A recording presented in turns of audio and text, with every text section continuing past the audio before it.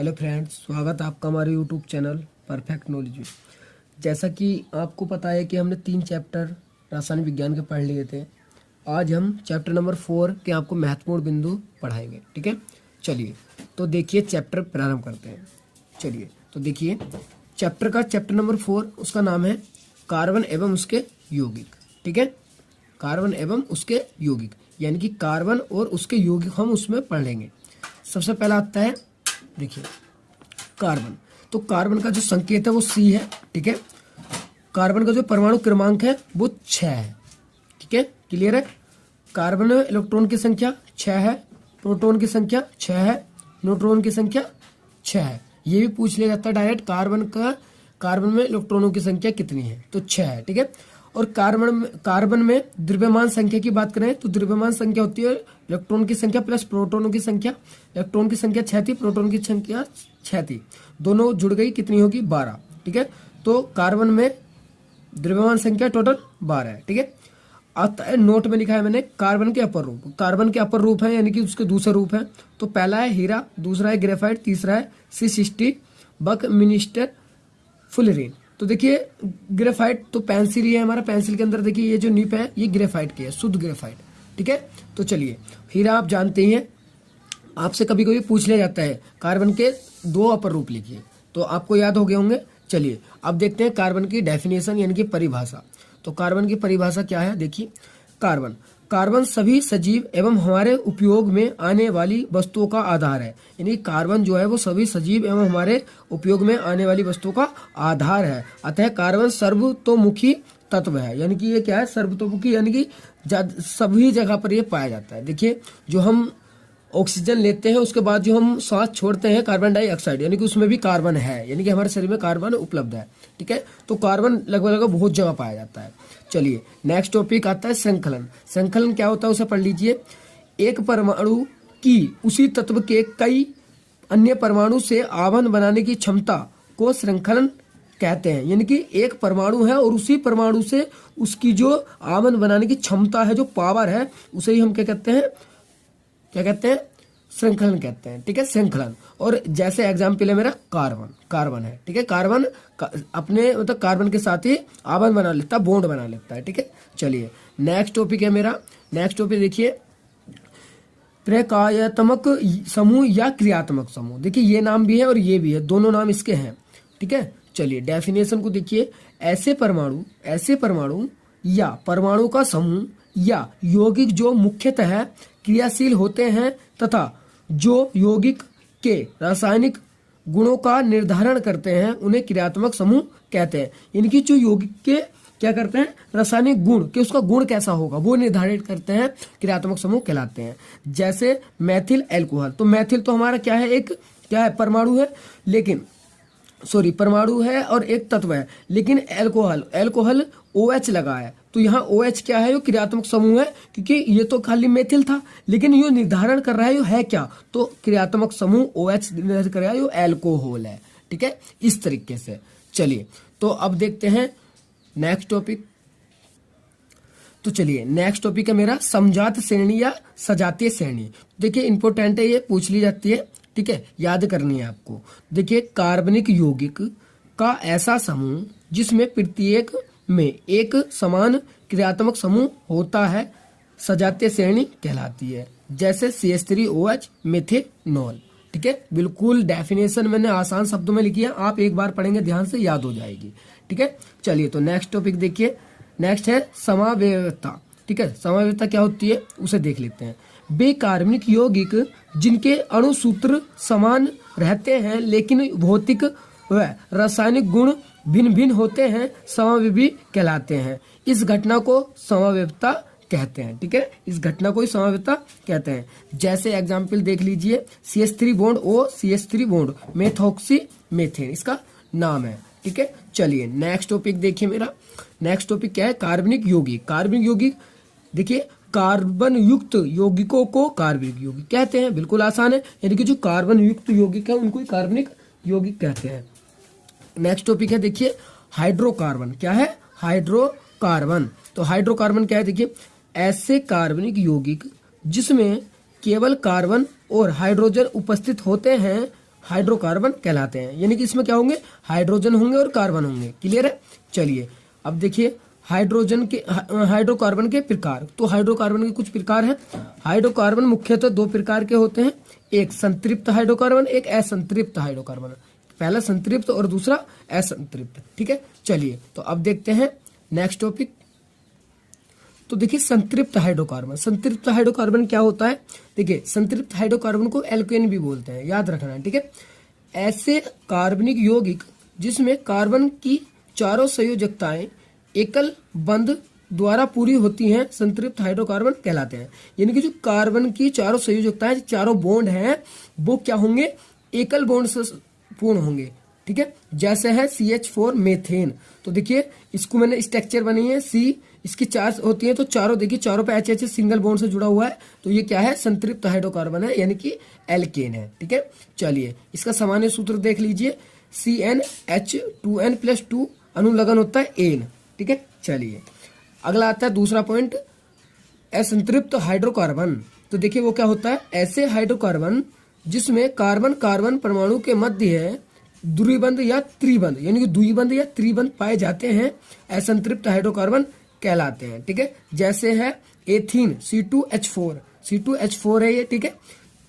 इसका स्ट्रक्चर बनाया हमने, देखिए चार है, 1 2 3 4 हो गए, C 2 C है CC। अब देखिए इसके साथ दो बॉन्ड आए, कितने बॉन्ड आए, 2, क्योंकि कार्बन की इसकी चार संयोजकता पूरी होनी है, एक यूरी तो 2 ये होंगी, इसकी भी एक यूरी 2 ये होंगी। तो देखिए डबल बॉन्ड आया, तो इसका मतलब असंतृप्त हाइड्रोकार्बन है। ठीक है। क्लियर है। चलिए अब देखिए थोड़ा सा और पढ़ेंगे। असंतृप्त हाइड्रोकार्बन दो प्रकार के होते हैं। अब असंतृप्त भी दो के होते हैं, एक होता है एल्कीन, एक होता है एल्काइन। एक एल्कीन और एक एल्काइन। ठीक है। तो एल्कीन को पढ़ेंगे पहले हम। ऐसे कार्बनिक यौगिक जिसमें कार्बन के मध्य द्विबंध होता है, कौन सा बंध होता है, द्विबंध, एल्कीन कहलाते हैं। इसका सामान्य सूत्र CnH2n व अनुलग्न ईन होता है। जैसे एथीन, जो हमने अभी एग्जाम्पल पढ़ा, C2H4, इसकी स्ट्रक्चर ये रही, देखिए कार्बन कार्बन के बीच डबल बॉन्ड है, इसका मतलब एल्कीन है। ठीक है। चलिए तो अब देखते हैं नेक्स्ट।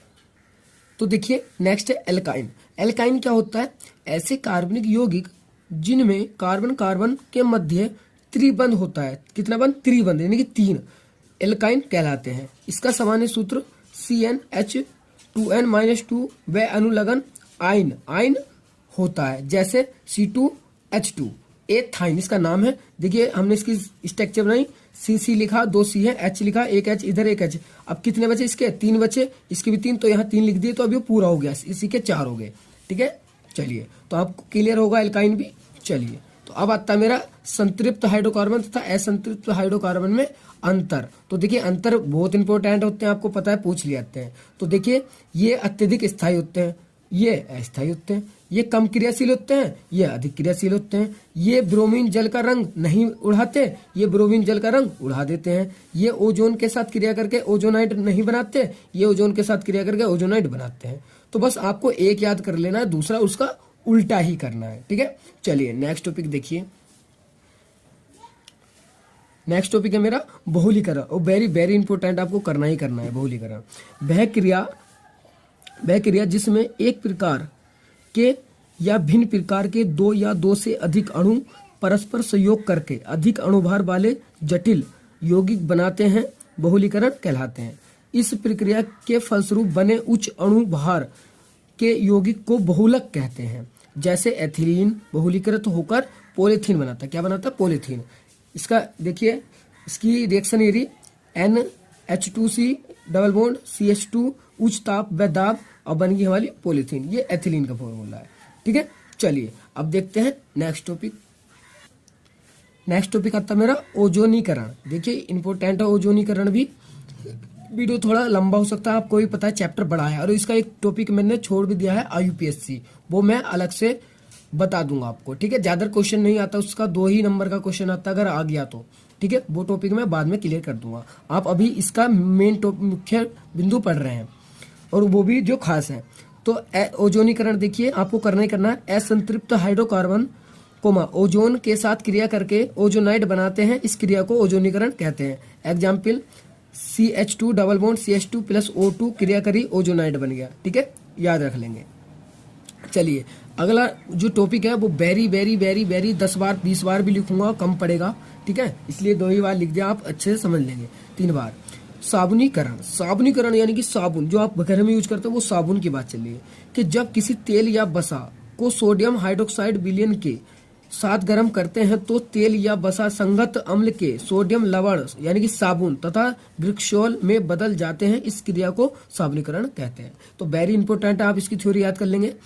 थ्योरी एक बार को चल जाएगी अगर आपने थोड़ी रोंग की तो, लेकिन इसकी जो रिएक्शन है वो याद करेंगे और मैं आराम से समझाऊंगा, आपको याद हो जाएगी। देखिए CH3 COO C17 H35 ऐसे ही बॉन्ड लगाया यो लिख दिया, CH3 COO C17 H35 ऐसी बॉन्ड लगाया यो लिख दिया, CH3 COO C17 H35। इसका नाम बसा या ग्लिसरॉल है, ग्लिसराइड है, राइड। तो और प्लस क्रिया करा रहे हैं सोडियम हाइड्रोक्साइड की NaOH और 3 अणु लिए इसके, ठीक है। क्या बना दिया C17 H35 COO Na, यानी कि यो रिएक्शन यहाँ से इतनी टूट गई, यहाँ से कितनी बन गई 3 बन गई हो। तो देखिए 3 लगा दिया और C17 H35 लिख दिया। अब ये COO तीनों में है, इसके पीछे COO 3 आ गए। अब बचा क्या Na, देखिए ये रे 3 Na, ये रे 3 Na आ गए इसमें, ठीक है। अब क्या बचा प्लस, अब जो बचा उसे लिखते हैं। देखिए CH3, तो देखिए ये वाला CH3 ऐसे लिख दिया बॉन्ड में, और इसका OH 3 OH बचे थे, OH ये हो गया ग्लिसरॉल, और ये हो गया हमारा साबुन का फॉर्मूला। तो डायरेक्ट साबुन का फॉर्मूला भी पूछ सकता है। तो साबुन का फॉर्मूला होता है C17 H35 COO Na, ठीक है। चलिए अब देखते हैं नेक्स्ट टॉपिक। तो देखिए नेक्स्ट टॉपिक तो नहीं है लेकिन है, ये जो जितना भी मैं पढ़ाऊंगा साबुन से संबंधित है और ये वेरी वेरी इंपॉर्टेंट है साबुन से संबंधित। देखिए कठोर एवं मृदु साबुन क्या है, तो हम कठोर और मृदु साबुन पढ़ रहे हैं। अभी साबुन पढ़ का है ना, तो बस कठोर और मृदु साबुन पढ़ रहे हैं। तो कठोर साबुन क्या होते हैं, संतृप्त वसा अम्लों के सोडियम लवण कठोर साबुन कहलाते हैं। जैसे C17 H35 COO Na, ये साबुन कठोर जल में बहुत ही प्रभावी होता है, ये कठोर जल में बहुत ही प्रभावी होता है, ठीक है। ये वाले जो हमने लिखा है सूत्र। अगला आता है मृदु साबुन। मृदु साबुन जो मुलायम संतृप्त वसा अम्लों के पोटेशियम, इसमें क्या होगा पोटेशियम लवण मृदु साबुन होते हैं। इनके C17 H35 COO K, इसमें सोडियम था लास्ट में और इसमें K है पोटेशियम, इतना ही फर्क है, बस ये आया तो हमारा मृदु साबुन मुलायम साबुन बन गया, ठीक है। चलिए अब देखते हैं कठोर साबुन तथा मृदु साबुन में विभेद। विभेद क्या होता है वो समझ लीजिए, अंतर है ना। तो देखिए कठोर साबुन लिखा इधर, मृदु साबुन लिखा इधर। देखिए संतृप्त वसा अम्लों के सोडियम लवण को कठोर साबुन कहते हैं। डेफिनेशन डाल दी कठोर साबुन की, इसमें मृदु साबुन की डेफिनेशन डाल दी। संतृप्त वसा अम्लों के पोटेशियम लवण को मृदु साबुन कहते हैं। एक दूसरा पॉइंट, यह जल के साथ कम झाग देते हैं। जो कठोर होते हैं वे जल के साथ कम झाग देते हैं, आपने देखा भी होगा, और ये जल के साथ अधिक झाग देते हैं, ठीक है, जो मृदु मुलायम साबुन होते हैं, ठीक है। चलिए अब नेक्स्ट जो इसका पॉइंट है वो देखिए, अच्छे साबुन की विशेषता, वेरी वेरी इंपॉर्टेंट है। अच्छे साबुन, साबुन पूरा इंपॉर्टेंट है, मैं पहले बता रहा हूँ आपको, ठीक है। तो नंबर 1 स्पर्श, ये स्पर्श में चिकने होते हैं। तो पहली विशेषता ये स्पर्श छूने में कैसे होंगे, छूने में ये चिकने होंगे, मुलायम बिल्कुल, ठीक है। दूसरा, इन साबुन में कीटाणुनाशक पदार्थ मिले होते हैं, यानी कि इन साबुन में कीटाणुनाशक पदार्थ मिले होते हैं। दूसरा, ये अल्कोहल में विलय होते हैं और ये साबुन मुलायम होते हैं, ये इसकी विशेषता है, ठीक है। चलिए अब आगे देखते हैं।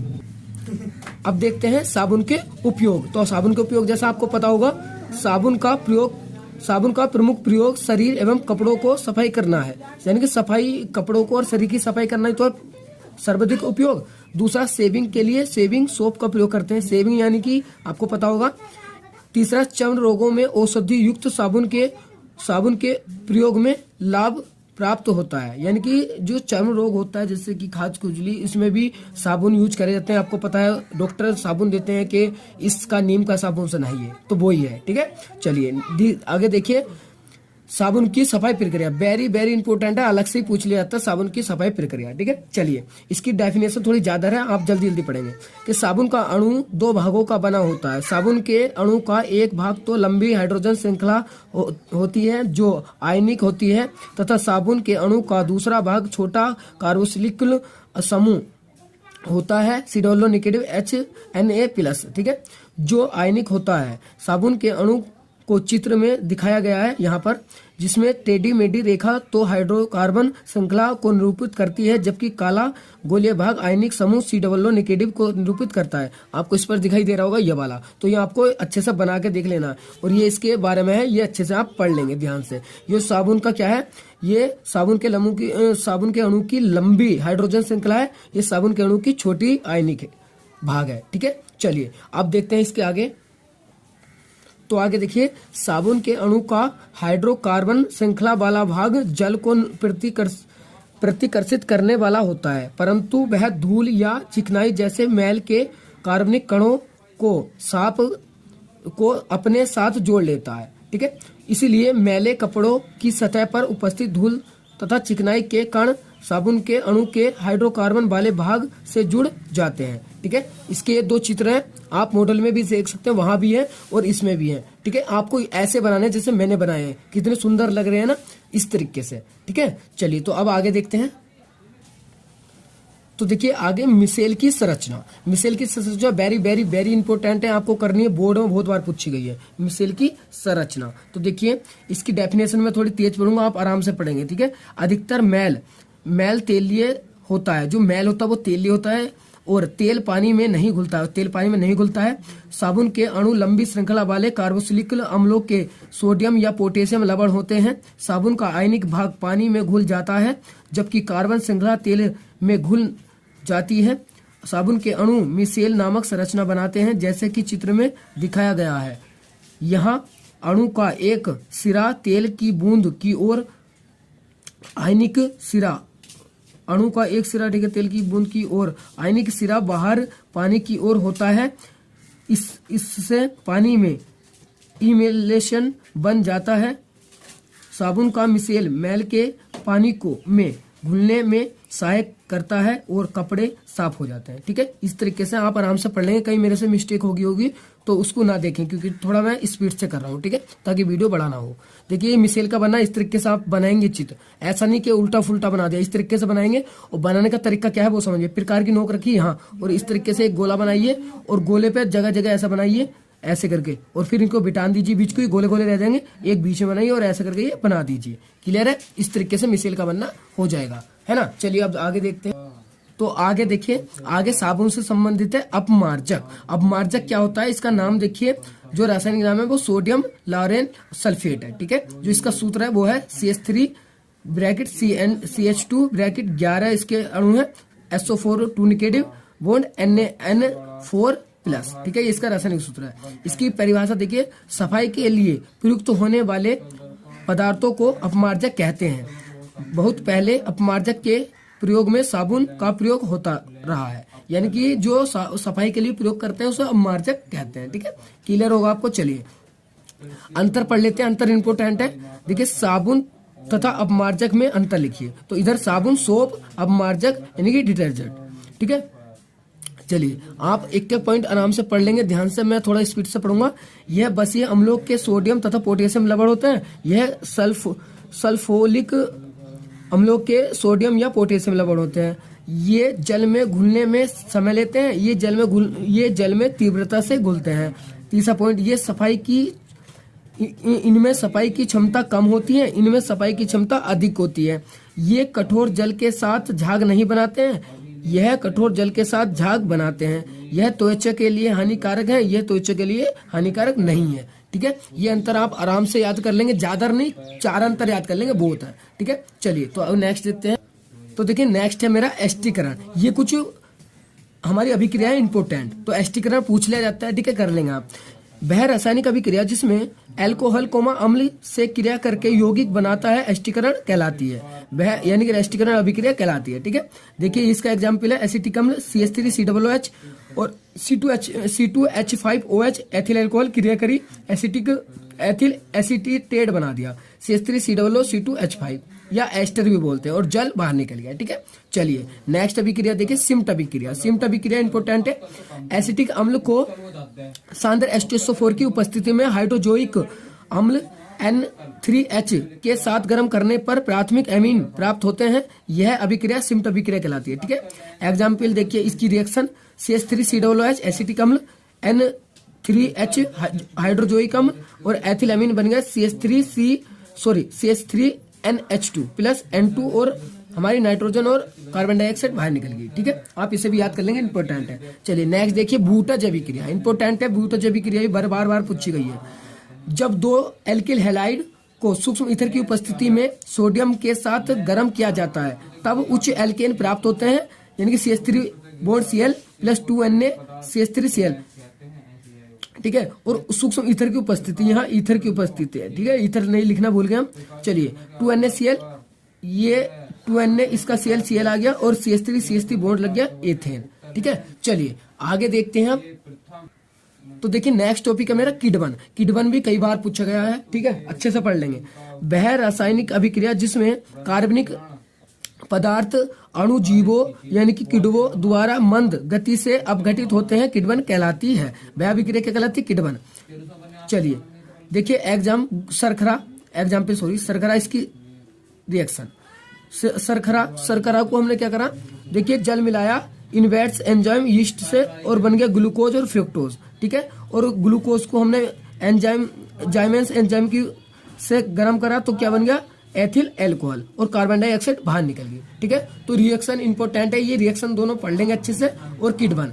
ठीक है, चलिए तो आज का वीडियो समाप्त करते हैं। ठीक है, और इसकी IUPAC रह गई है, मैं अगर टाइम मिलता है मैं अलग से उसका वीडियो बना दूंगा। ठीक है, आप फिलहाल इसको तैयार कर लीजिए इतने को, और जो इंपॉर्टेंट है वो मैंने बता दिए, जो वेरी वेरी उस पर वेरी वेरी मैं बना दूंगा, आप उन्हें जरूर पढ़ लेना, चाहे सारा मत पढ़ना। ठीक है, जो सारा पढ़ेंगे वो उनका सब कुछ आएगा एग्जाम में, अगर कहीं से भी उठा हार्ड भी एग्जाम आया वो सब आ जाएगा उनका। ठीक है, जो बोस्ट है वे पढ़ लेंगे, वे बच्चे जिन पे कमजोर है पढ़ने में। ठीक है, चलिए तो आज के लिए इतना ही, धन्यवाद, अगली वीडियो में मिलेंगे। जय हिंद।